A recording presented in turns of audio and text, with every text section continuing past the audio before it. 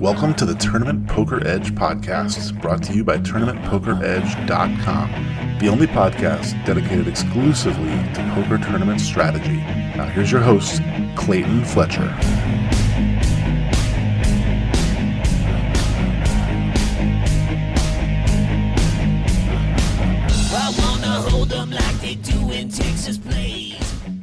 Hello once again, everybody, and welcome to the Tournament Poker Edge podcast. I'm your host, Clayton Fletcher, here in New York City, still on pandemic lockdown. Everyone is staying home. I actually had to take a quick walk today to the grocery store, and I live on 42nd Street, very close to Times Square, and I've never been able to walk directly to the grocery store without seeing another human being, but that's exactly what happened to me today. And honestly, guys, it was eerie, and I've been interacting with so many of you on Twitter lately and really appreciate all the tweets and all the back and forth with the poker community to help us all feel a little bit less isolated. At Clayton Comic, that's where you can reach me, and I really do enjoy all the interaction with all of you. One thing that's been coming up quite a bit is the need for some mindset training, mindset coaching, just mindset talk. So normally we like to really get into strategy here on the podcast, and that's fine. But today we're going to do something a little bit different. I'd like to introduce my guest this week, who is one of the most sought-after guests in the world of poker podcasting. He is an international authority in the area of poker mindset coaching and instruction and techniques. So without further ado, let's welcome to the Tournament Poker Edge podcast for the very first time, the one and only Elliot Roe. Elliot, how are you? Yeah, I'm doing well. Thanks so much for having me on the show. Yeah, I'm really happy that we were able to get you. I've been an admirer from afar, I guess you could say, for some time, so it's nice to finally get a chance to chat with you a little bit today. So first of all, I wanted you to just kind of introduce yourself to any listeners out there who might not be familiar with you, just the 30 to 60 second, who is Elliot Roe? So I'm a mindset coach. I've been around poker for about a decade. Hypnotherapy is the main modality that I use when I'm helping poker players. And as well as poker players, I work with professional athletes, CEOs of companies, Wall Street traders. So all of my business is really around helping people to perform at their best when it matters most to them. So from a poker perspective, usually that's making sure that they're sort of very focused, ready to play through their session with as little tilt as possible. Great. Yeah. So one of your key areas then is tilt management, right? Yeah. I think that's something that a lot of us do struggle with. I feel like many people are currently on life tilt over this whole pandemic that's going on in the world. Now, you're located, in Utah? Yeah, I'm in Utah these days. Okay, and what is the status of the novel coronavirus there?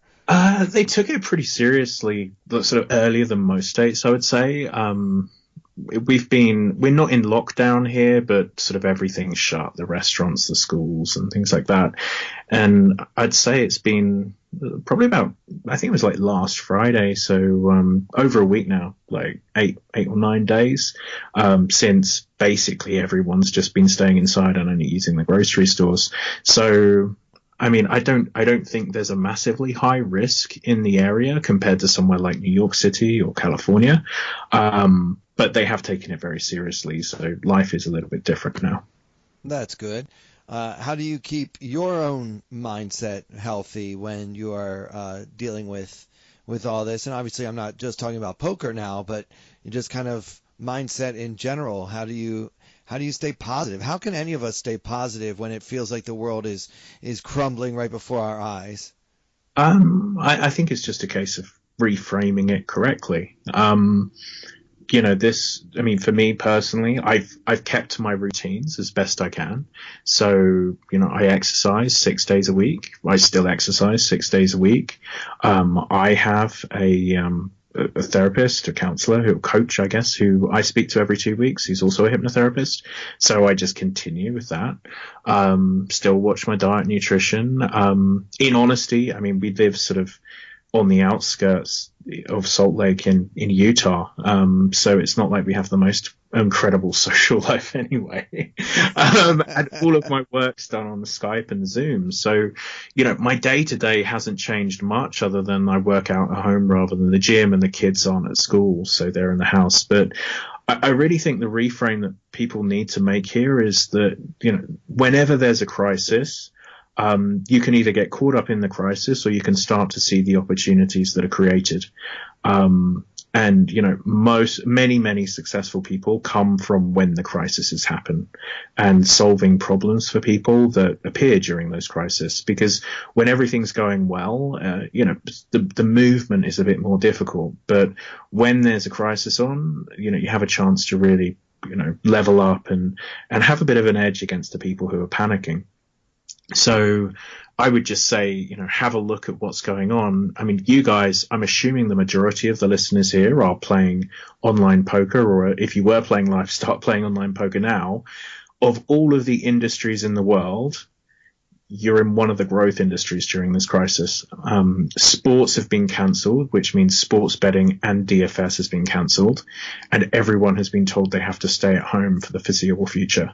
For the poker industry, for the online poker industry, that's a ridiculous situation. And as stressful as it might be, it makes a lot of sense to really focus your energy on making the most out of this that you can, because this could be the next boom in poker for the next, let's say it's 4 weeks, let's say it's 8 weeks, it could be for a year. But if you're a poker player right now, listening to the negative news, you have a different reality to the people who've just lost their jobs. You've probably just been given a pay rise. That's actually a great way of looking at it. Now, my first thought is if only online poker were legal in all 50 states. I mean, obviously, I think we all know about some sites that are questionable as far as their legality, but I know it's nice for me when I visit a place like New Jersey or Nevada to just be able to go on a legal website and be able to play online poker. But yeah, for those who don't live in or aren't fortunate enough to live in one of those places, there are options out there if you know where to find them. Which we don't specifically recommend. Yeah, they're on their way to jail. Elliot Roe told me to. No, you're not going to get in trouble. Yeah, well, for me, it's kind of a double whammy. You may or may not know that I'm also a professional stand-up comedian, and so I had two of my only real two sources of income have been taken away during this pandemic because the comedy clubs are closed, and I normally only play live poker. So for me, I'm at a real loss. So I may have to start crossing the bridge into New Jersey and playing over there. Well, and also just sort of some mindset coaching for you right now as well. Everyone understands what's happened. You've got a voice in a community. Go and set up a Patreon. Start doing live stand-up shows online. And, start releasing them if that's something that you can do. There are different things. Just obviously you've got the podcast, but think about the opportunities that the other people aren't thinking about.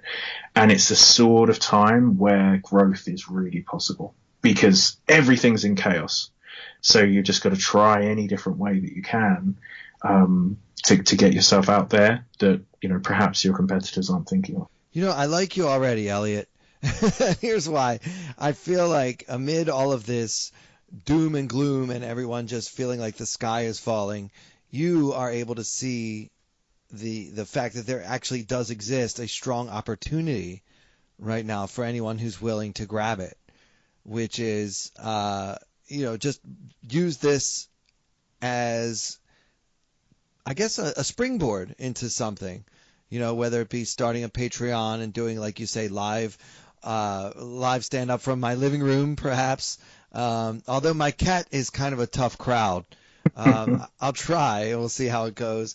But yeah, I really like that. And perhaps it's because so much of your work involves being able to see the positive and not being too rattled by negative situations. Now, if we take this back to poker, I'm sure that much of your work involves hypnotizing your clients to learn that when something goes bad, that doesn't mean everything has to go bad, right? I mean, that's what we have to do in poker is, okay, so we just lost a big pot, but stay focused on the fact that the opportunity still exists.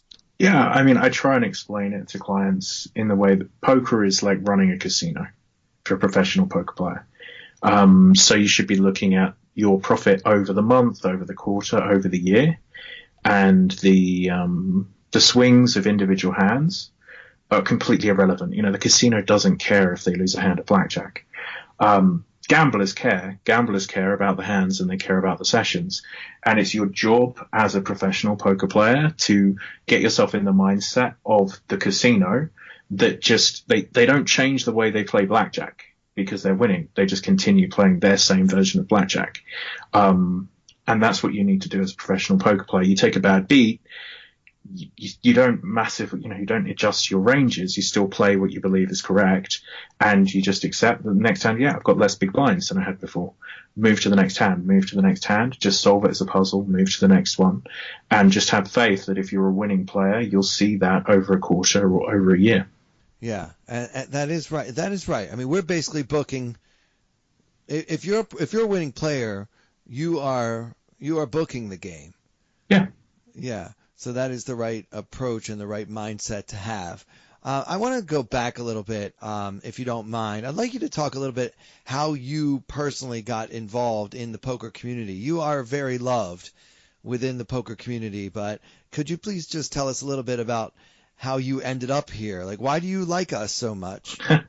I had a really random introduction to poker, and that's that one of my friends was working in the poker industry. This is years ago, like a decade ago. She still does.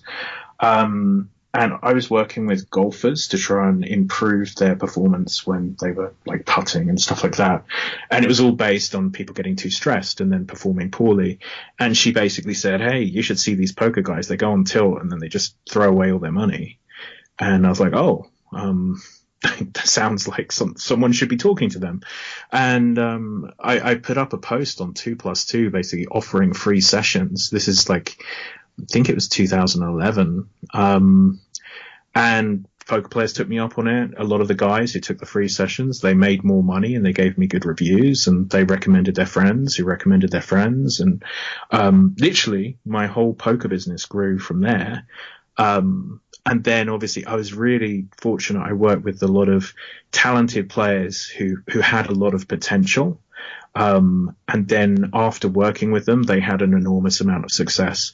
So I started working with Federal Holtz before he had won any significant tournaments. I started working with Alex Foxen before he had had any of his big tournament wins. So I had these sort of stories and these narratives that people could see the sort of before and afters.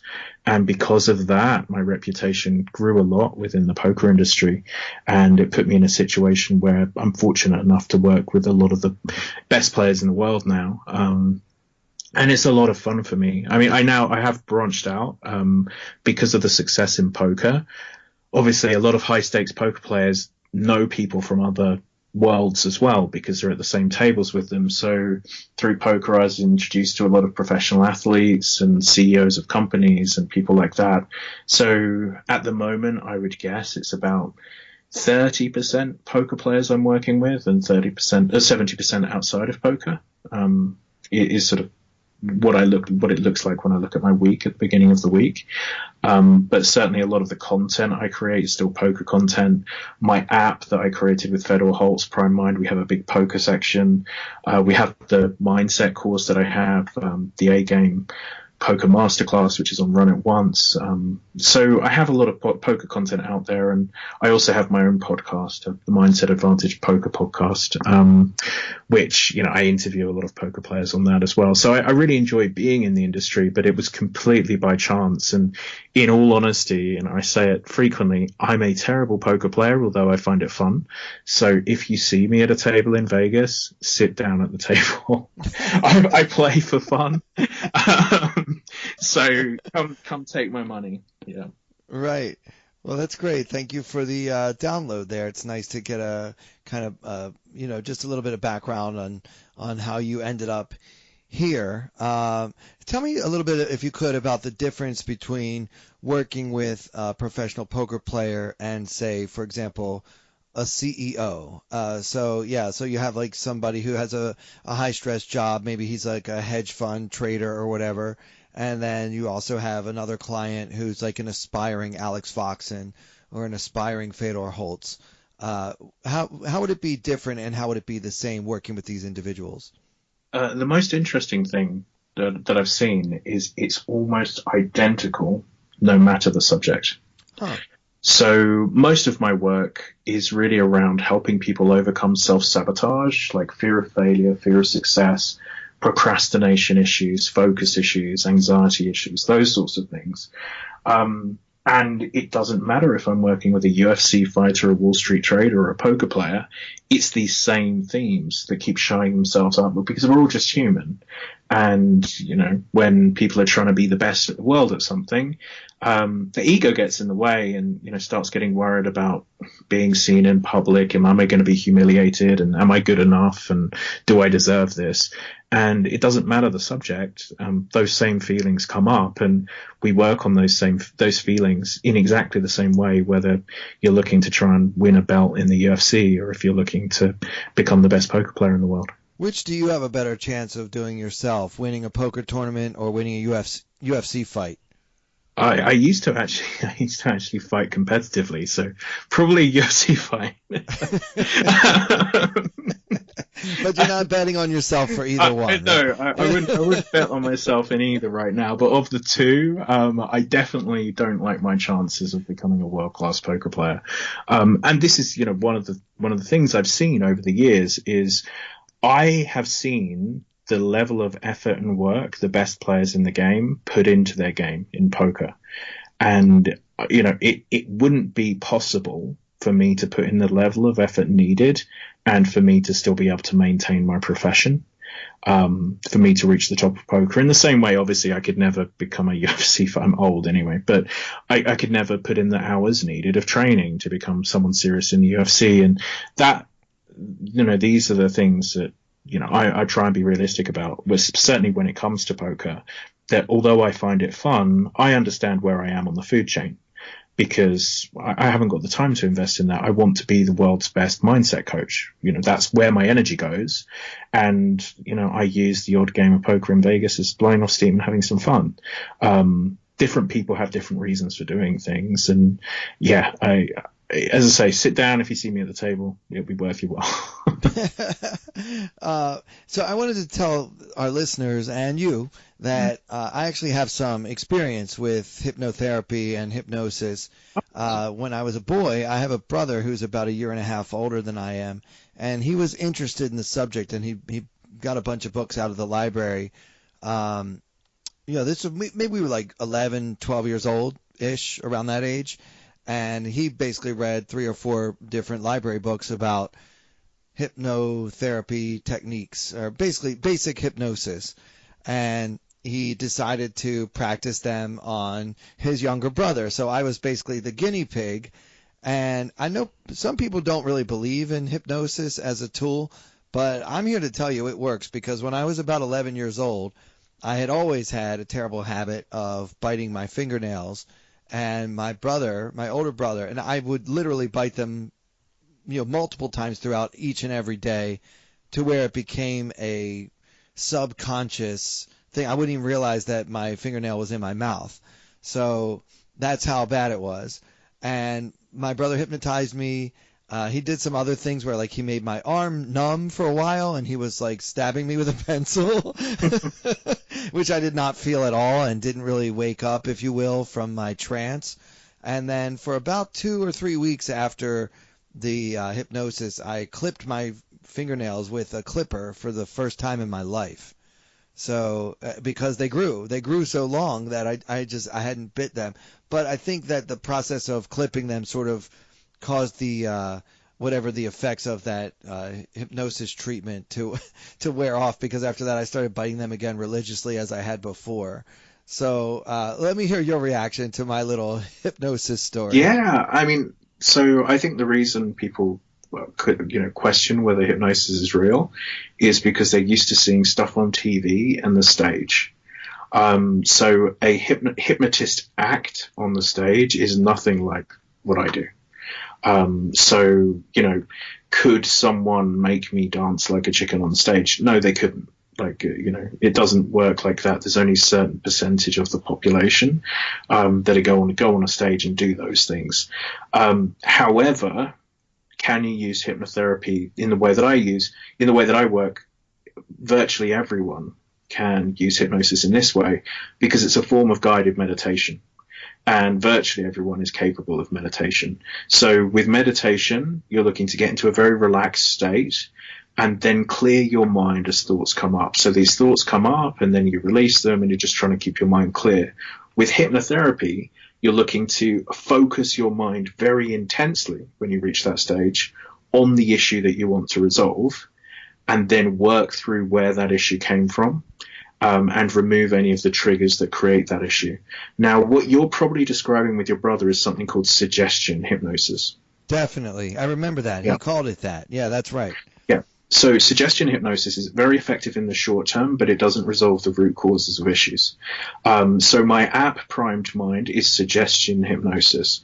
So you'll listen to something to prime you, to get you ready for a poker session, and it will be great for that day, and you'll stay focused that day because you're basically following the suggestions that I'm saying. However, what it won't mean is that if you play poker 2 weeks later, that session won't have any impact on that game 2 weeks later. You'll need to listen to the session again. So that's what suggestion hypnotherapy is, and that's why the problem came back, because it's a short-term fix. It's like a Band-Aid. The deeper work that I do is regression hypnotherapy, and that's where we're digging into the memories and the reasons behind why you have that habit, why you have that anxiety, why you have that self-sabotage. And if you manage to find the reason behind it, the thing that's triggering in the mind, and then resolve those issues, then the presenting problem stops happening. Does that make sense as an explanation, a description between the two?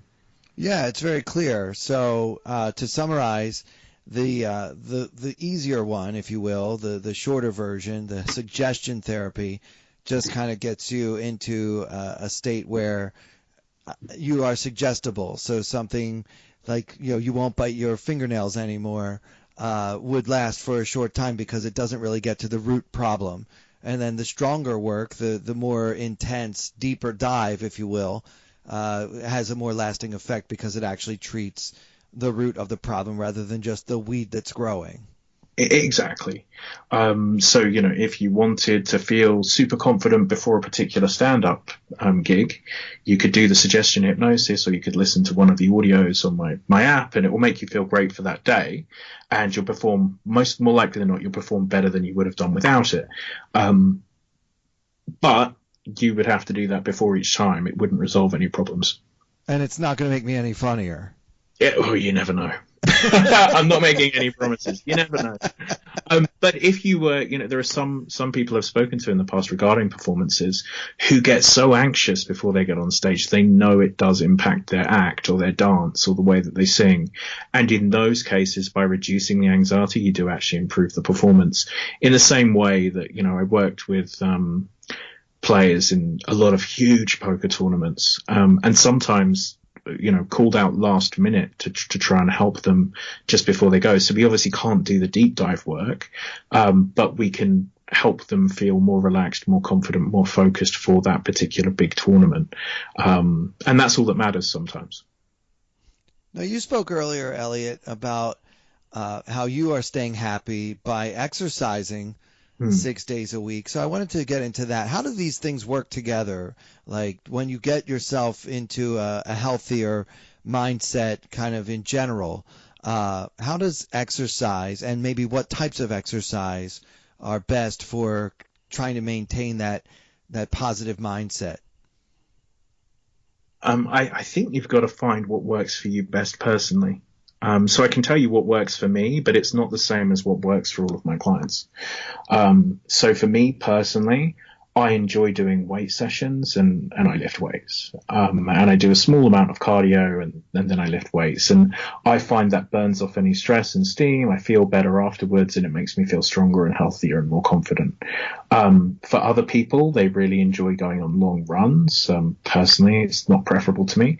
And then other people, it needs to be a sport. They enjoy doing something with, community, being in a team. Again, personally, that's not something I've ever been desperate for, but I have seen, really big impacts for people who go and join a local basketball team or soccer club or something like that. So I would say try different things and just see what works for you. Everyone does seem to be different here, but be aware just that if you're feeling down, start exercising for 2 weeks and just see what happens to your mood. And in most cases, you'll notice at least some percentage shift in your mood if you go from not exercising at all and sitting in the house to exercising, even if it's going for a 20-minute walk versus not even doing that. So just any level of exercise, it gets blood flowing, it gets hormones going. If you're a guy, doing weights increases your testosterone, which increases your confidence. Just be aware. We're designed to move. And if you're not moving at all, and that is the case for some poker players, you might be feeling worse about yourself than you need to if you just invest a little bit of time in working out. Now, this may seem random, but I have noticed that among the female poker players that I know who are successful, a surprising percentage of those female players are into weight training. Hashtag girls who lift and stuff like that. Do you think that that's a correlation? Like, how does doing weight training and maybe increasing testosterone affect the female? I'm not a doctor. I'm not exactly sure in terms of what it does, but if you do, I don't know if they have the same testosterone response that the men do. But I would assume anything like that increases confidence. So even if you just feel fitter and stronger, you're generally going to feel more confident than if you don't feel fitter and stronger. Confidence is important at the poker table. So that's something that you've just got to be aware of. The more things you can do that make you feel more confident, it's more likely you're going to play poker the way that you believe you should play poker, rather than be impacted by worrying about what other people think about your plays or how other people might judge you at the table. Something I just want to say regarding the exercise that I have also noticed with clients is on an actual playing day, typically cardio workouts of about half an hour and then maybe light weights is much better than doing a really, really heavy weight session day. I have seen people sort of do their leg day before a tournament and just be really fatigued by the time they get to dinner break. So although exercise is good, really think about how your energy system is going to work. See the exercise on a playing day, see the exercise as a warm-up for your poker, rather than I'm going to crush myself in the gym and then turn up and play a tournament. Right. And also with any exercise program, if you're not used to working out, start small. You don't want to jump in and try to run a marathon on your first day with your new shoes. Yeah, like that 20-minute walk. Like if you're doing nothing, go for a walk. It's better than nothing. Right. And yeah, as you say, be sensible about it. Don't go hurting yourself. Slow and steady is the way to get there. There's plenty of time to improve and increase the numbers and increase the distance, but there's no rush. Great. So the trend right now in poker, along with exercise, is a lot of the top players in the poker community are going vegan, or they're doing these diets such as what do they call it? The ketosis, the keto diet. What are your thoughts on sort of those type of trends? Do you think that there's any validity, any correlation between poker performance and eating certain types of foods? I think there's certainly people have claimed that there has been for them individually. I think eating healthy foods does make a difference in terms of clarity of thought. So I think there's a big difference between if you eat a ton of pizza and then go sit down and try and play a tournament versus if you've eaten a healthy, balanced meal. I think there'll be a difference between those two players. And then just general energy levels. If you're eating healthy and exercise, you're going to do better deep in a multi-day tournament than somebody who doesn't take their health seriously when it comes to focus and fatigue levels. So there's a shift there. When it comes to the specifics of the individual diet, whether being a vegan is better than being keto or intermittent fasting or, whatever it is, everyone's got these different ideas. Again, I really feel that so much of this stuff is down to the individual. Personally, when I've tried to have eat a lot less meat, I felt that it's really whacked my energy levels, and I haven't felt as sharp. Other people that I've spoken to, when they go vegetarian, they feel that they have tons more energy and they feel more alive. So again, just like with the exercise, find what works for you.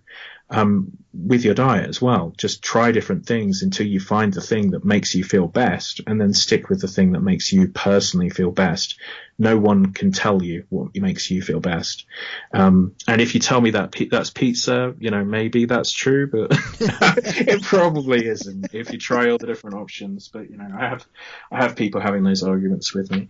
But yeah, I would say eat healthy, eat clean, and then just, if you want to test different diets, test them, but use yourself as the experiment rather than just accept blindly. Someone said I have to be vegan, but hey, my energy levels dropped, then perhaps it's not right for you. Well, now, based on a few of the answers to some of these questions, it sounds like a lot of your approach is individually tailored. So suppose someone maybe is listening to this podcast, and then he or she decides to reach out to you on ElliotRoe.com or online on Twitter, and we'll make sure we give all your information at the end here. But when they do that, I'm going to guess here, to correct me if I'm wrong, but I'm going to guess that the first session with you is going to involve a lot of question and answers, like trying to get to know the client and figure out what that person is battling and what seems to work for that person, and starting maybe a solution, a regimen, if you will, for that individual, rather than saying, here's a cookie cutter approach. If you do this, then you will have this. And if you do that, you'll get that. Yeah, you've picked it up correctly. Everything is bespoke because everyone's issues are different. Everyone's strengths and weaknesses are different. My first session is 2 hours that I do with clients, and it's 90 minutes of intake and half an hour of hypnotherapy, and then normal sessions are sort of half an hour of coaching, working out what went well, what didn't go well, and then half an hour of hypnotherapy. But yeah, that first session is getting to know them and getting an understanding of what's going on here that we can optimize for this individual. And then where are we going to get the most value from using the hypnotherapy to try and resolve those issues? So we find out what's costing them the most money. Typically, that's because most of my stuff's performance-based. And then we work on the issues that cost them the most. And yeah, just go from session to session, fine-tuning and trying to get them to the top of their potential. Let me just magnify something you just said, because you said it so quickly. I want to make sure no one missed it. It sounds like you look at the results and try to make sure that what you're doing is getting results. And the reason I want to magnify this, Elliot, is because a lot of the therapists and therapy techniques that I've gotten to know over the years don't actually work that way. And it seems like just a never-ending process of, well, you have to keep going to therapy until you die. So yeah, I definitely view it. Hypnotherapy works very quickly. You get to the root cause of issues fast. But I do have people who work with me for a number of years, and it's because they just want to keep fine-tuning, and they're at a part of the game or their business where it just makes sense financially for them to continue to fine-tune. But for the majority of people, they're coming with an issue like, hey, I'm self-sabotaging. Every time I get to a certain level in my bankroll, I find myself, I start playing blackjack, or I lose focus, or whatever it might be. There's infinite different issues people come to me with. We just go through the list of issues that the person's given me, and we say, right, well, what will help you the most? What will save you the most money? And we just start working on it that way. So yeah, it's results based. In reality, I'm a hypnotherapist selling mindset sessions to poker players. Adverts for that don't work. the only thing that works for that is other poker players saying, hey, I worked with Elliot, he made me a lot more money. So Well, the only way I'm going to get clients is if I provide results, because, yeah, like I said, you're not going to get this. Poker players are skeptical. Adverts aren't going to work, but their friends saying, "Hey, I made $8 million. You should really work with Elliot." That works pretty well. yeah, well, I've heard lots and lots of poker players saying that about you. Maybe not $8 million, but this guy really helped me improve my win rate, or maybe even become a winning player when I was already maybe a break even or a slightly losing player. And then of course you have your big success stories like Alex and Fedor that we all know, went from rags to riches, if you will. And I don't mean to imply, and I don't think you do either, that you deserve all the credit for your success.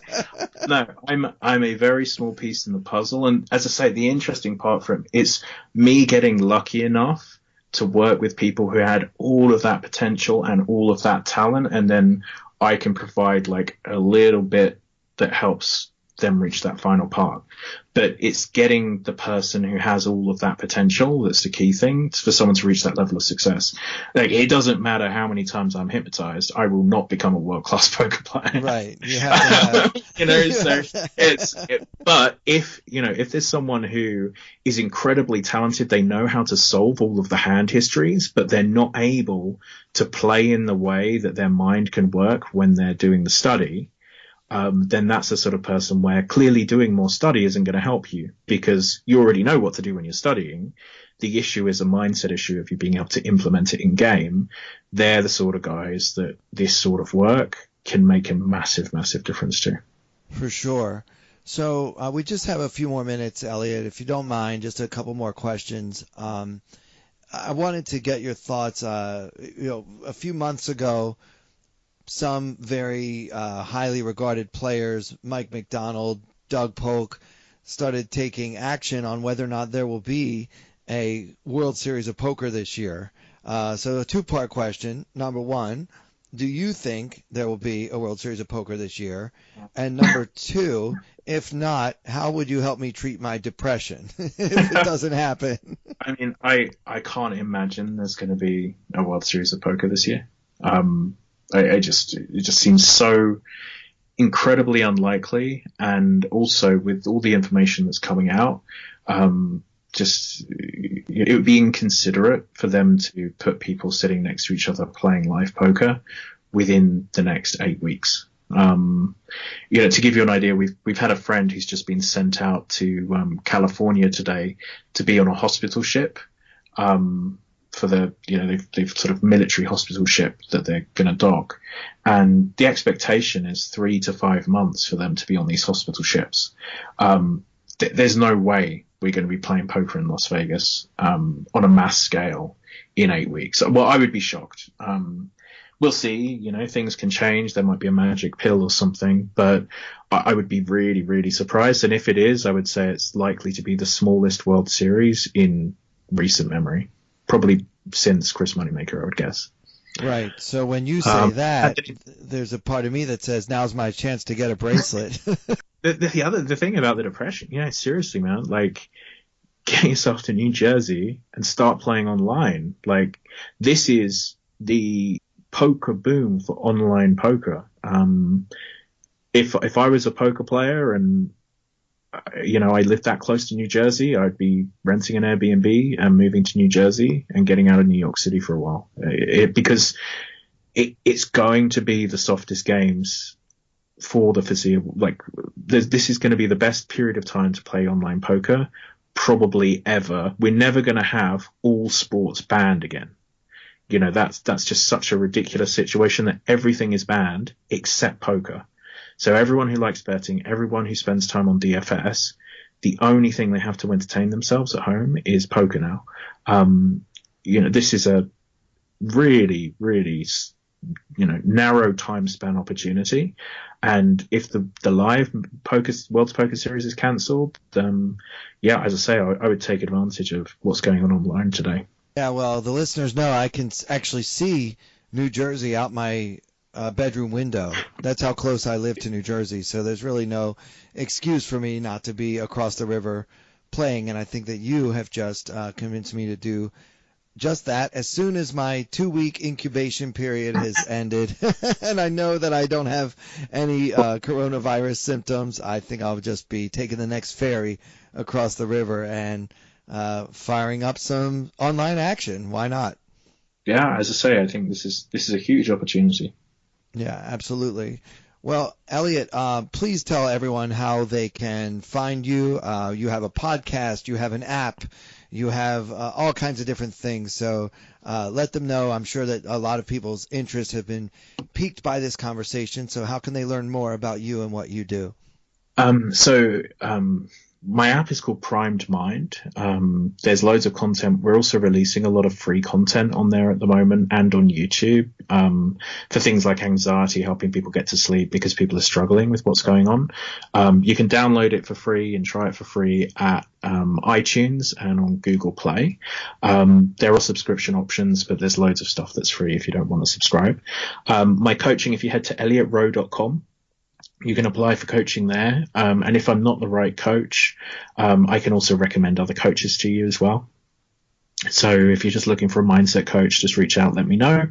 And then also, and this is something that we've decided to do while the virus is going on, we're massively reducing my A-game poker course, my A-game masterclass that's on Run It Once, and we're dropping the price while all of this chaos is happening from $1,000 to $297 to try and put it in everyone's price range, and that includes tons of videos on mindset, loads of homework for you to fill out, loads of videos with some of the top players in the world. So that's $297. That's through Run It Once.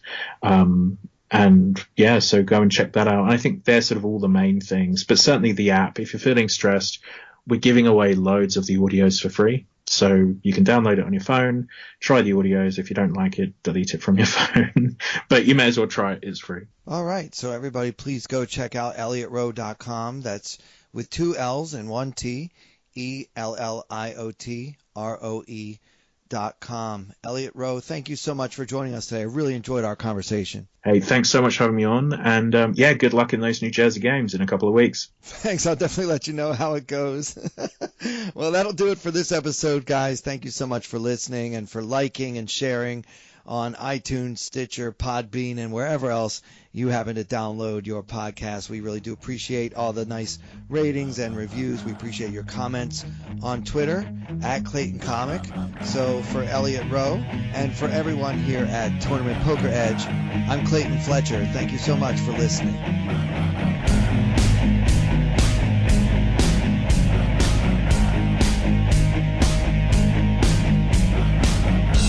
Hold them like they do in Texas plays. Fold them, let them hit me, raise it, baby, stay with me. Luck and intuition, play the cards with babes to start. And after she's been hooked, I'll play the one that's on her heart. Oh, whoa, whoa, whoa, whoa. I'll get her heart, show her what I got. Oh, whoa, whoa, whoa, whoa. I'll get her heart, show her what I got. Can't read mine, no she can't read a mile. Poker face, she's got to love nobody. Can't read mine, no she can't read a mile. Poker face, she's got to love nobody. Poker face, poker face. Poker face, poker face. I wanna roll with her, a hard pair we will be. While little gambling is fun when you're with me. I love it. Russian roulette is not the same without a gun. And baby, when it's love, it's not rough, it isn't fun.